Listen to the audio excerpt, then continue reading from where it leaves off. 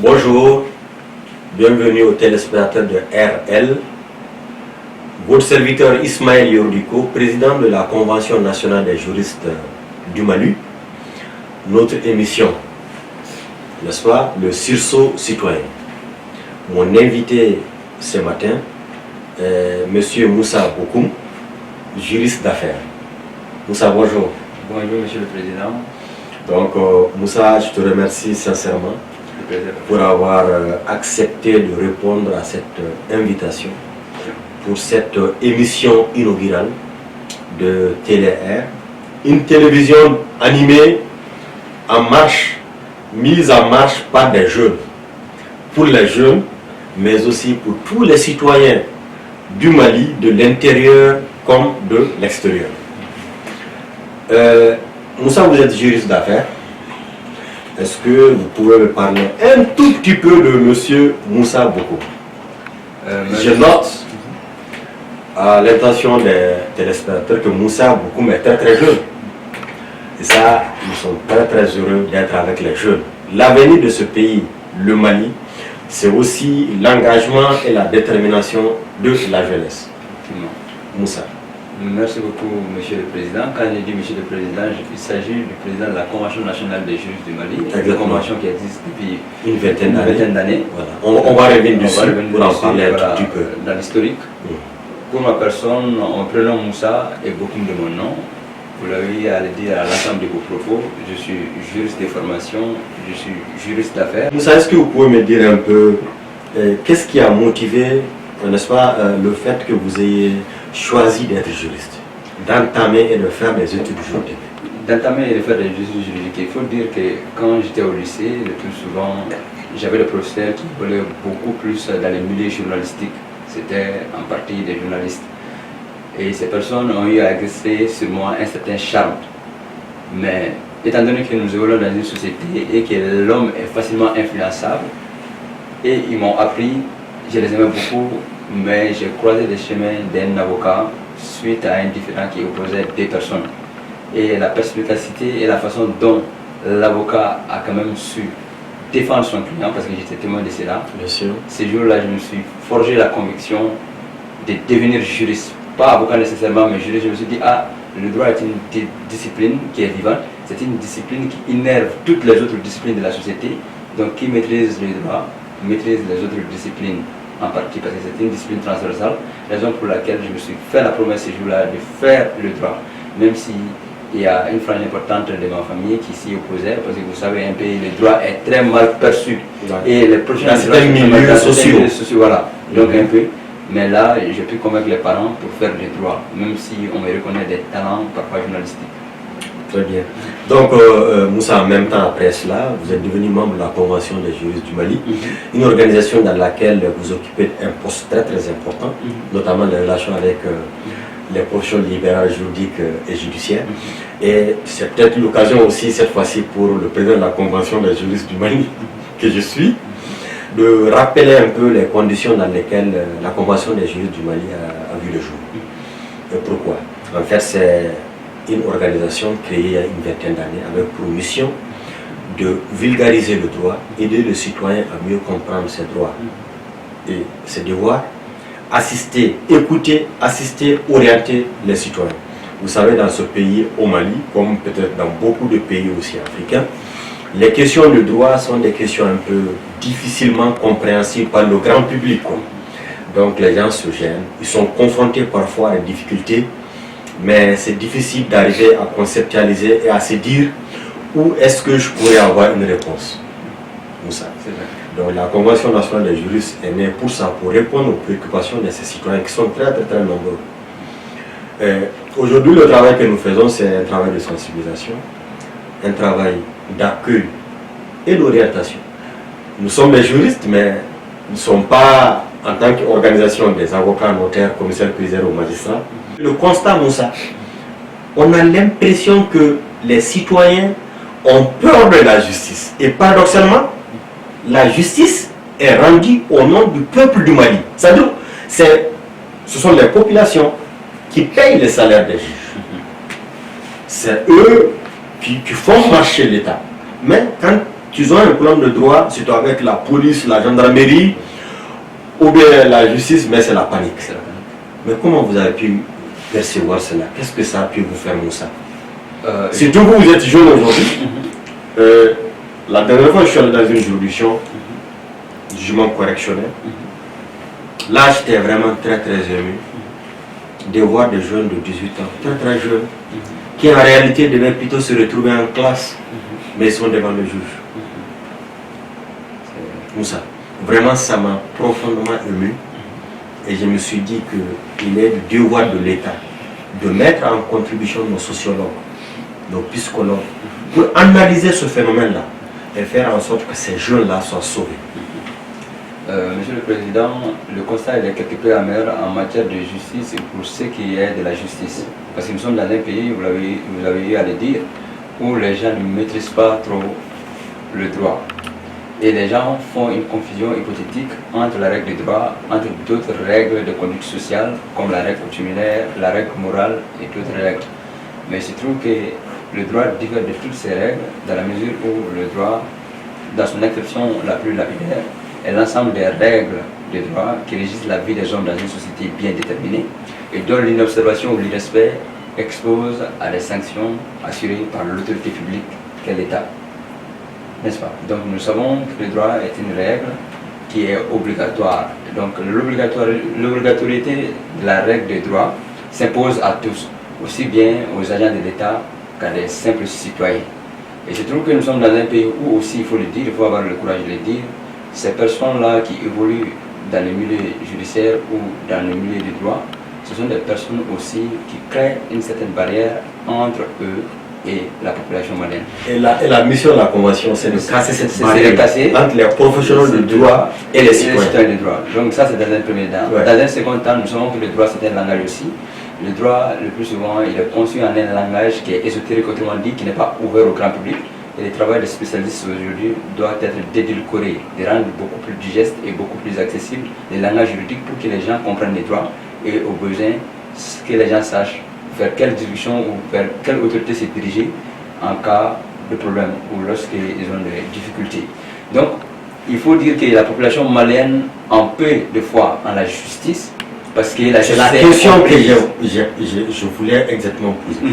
Pourquoi ces citoyens, en tout cas dans leur grande majorité, ne croient pas en leur justice, Moussa? Bon, c'est dû à un constat. Nous sommes dans une société où le plus souvent, la vérité, vous savez, la vérité elle est relative, mais il y a la vérité judiciaire et la vérité juridique et il y a la vérité de tous les jours aussi.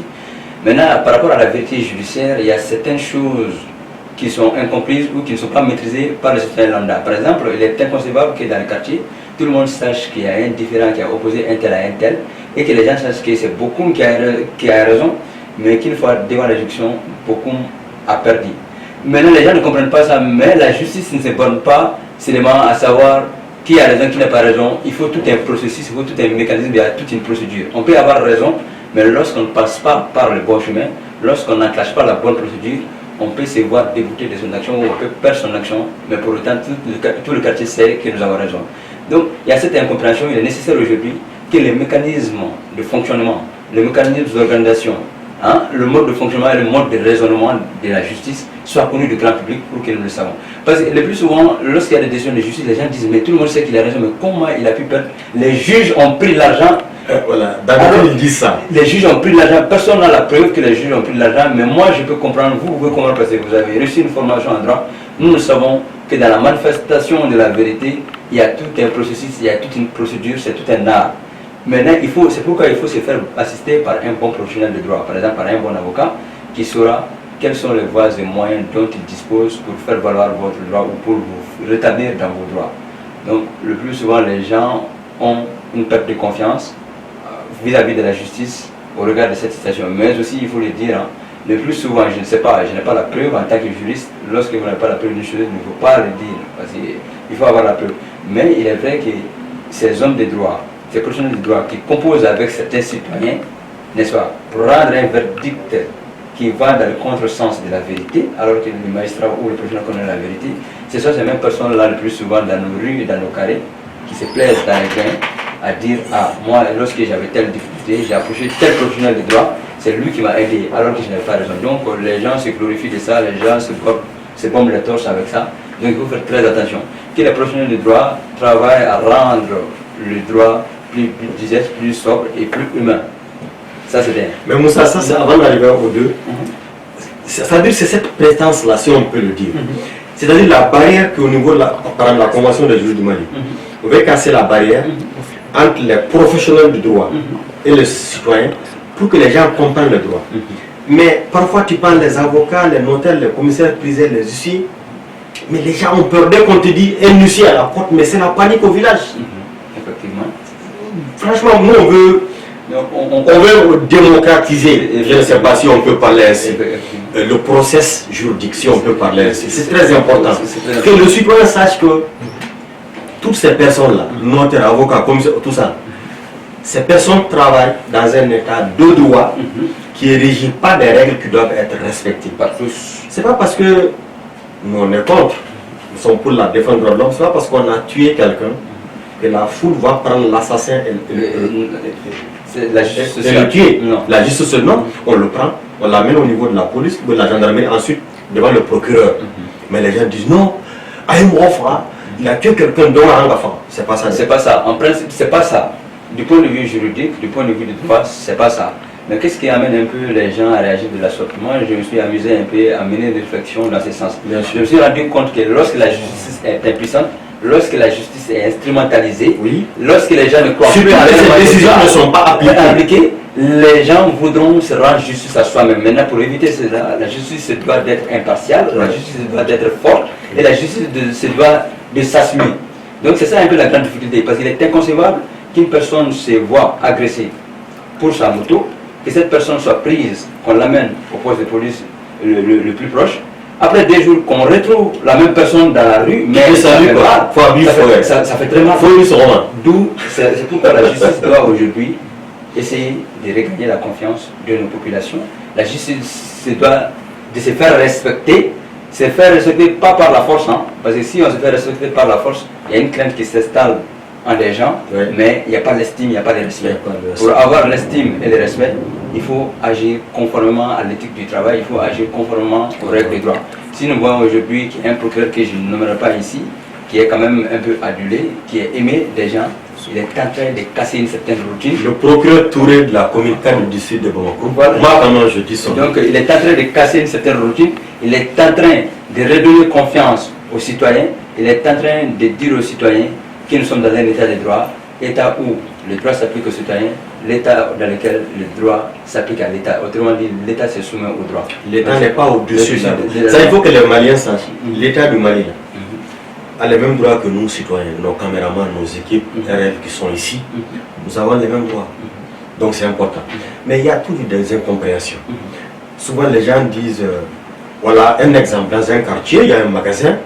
Les gosses, chaque fois qu'ils viennent, ils prennent des bonbons, ils prennent des ordinateurs, ils sortent. Mais personne ne leur dit de ne pas le faire. Donc il y a un gars, il est assis devant sa porte, il dit mais tous les jours là, les gens viennent voler ici, mais personne ne... Lui il rentre dans le magasin pour voler. Il prend un ordinateur en sortant, la police l'arrête. Il dit mais non, on ne peut pas m'arrêter, les gens continuent tous les jours. Les policiers disent monsieur, c'est toi qu'on a pris. Donc les gens ne comprennent pas. Ils disent mais Mouna, allez prendre un terminé. Pourquoi celui-là on ne le prend pas? Il y a un sentiment d'injustice. C'est un peu ça. Mais ce sentiment, on le voit beaucoup plus en circulation. Lorsqu'on est en circulation par rapport à la législation des véhicules terrestres à moteur, les VTM, par rapport aux voitures, nous savons que tout véhicule terrestre à moteur, avant d'être mis en circulation, doit être immatriculé. C'est tout le combat de la Convention des juges du Mali contre les CH quand on entend le drapeau du Mali à côté. Maintenant, la grande difficulté c'est quoi? Toi, en tant que civil, lorsque vous avez un véhicule qui n'est pas immatriculé, vous vous faites arrêter par la police, mais vous verrez un porteur d'uniforme qui a le même véhicule, qui est garé à côté, voilà, qui est garé à côté, qui est CH. Donc, le citoyen lambda ne comprend pas. Deux poids, deux mesures.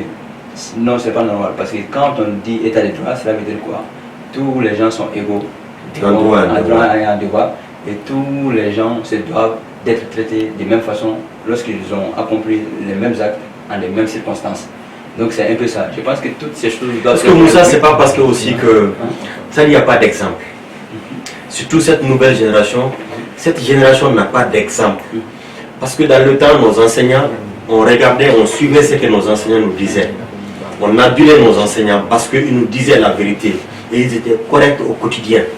Est-ce que ce n'est pas le fait que dans ce pays, on manque encore d'exemples, qu'il y a ces suspicions, il y a que les gens n'ont pas confiance les uns des autres. Le cas de la circulation routière que tu viens d'évoquer, mais c'est clair.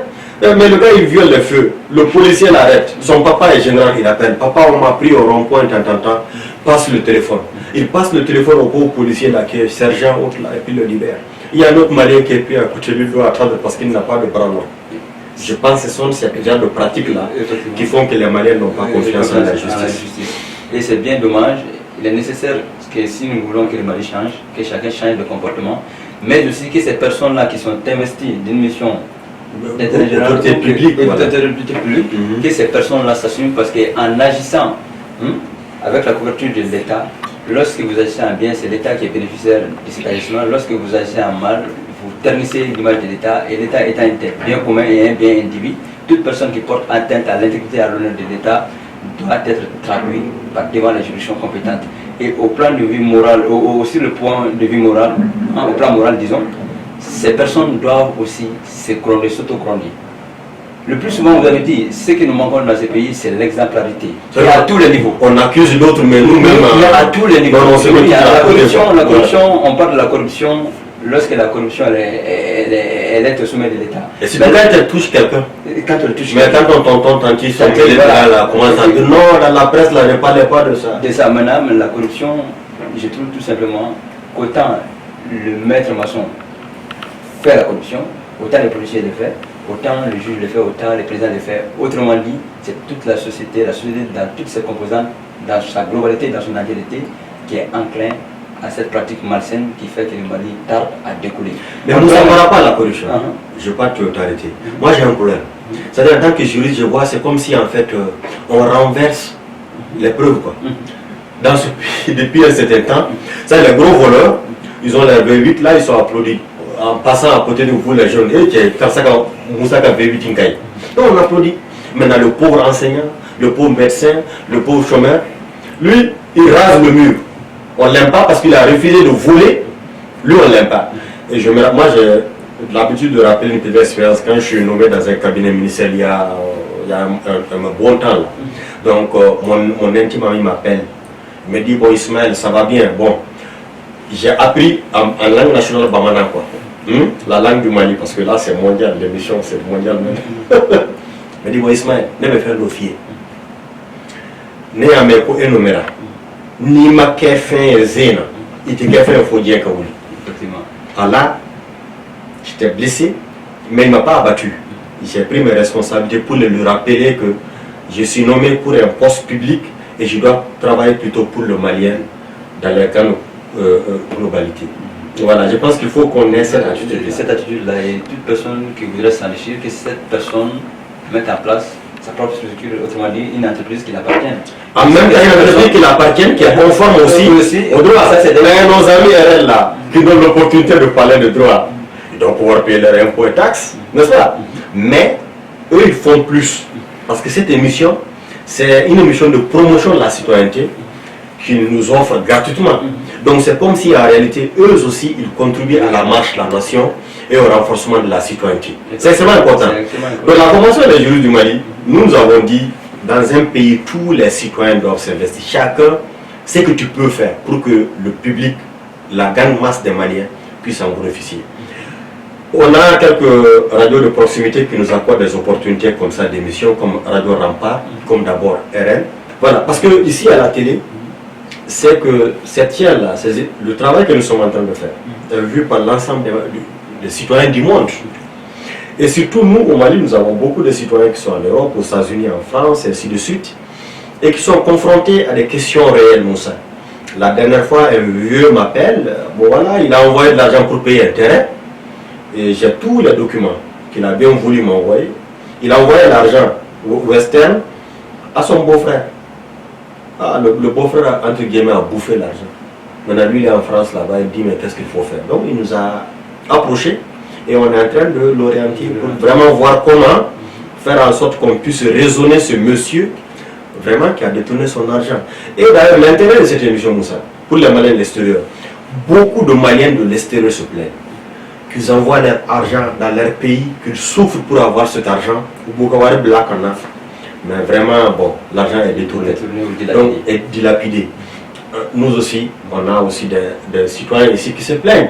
On a des dames qui nous appellent, ah mon mari, on a fait notre lien de, comment on appelle, lune de miel.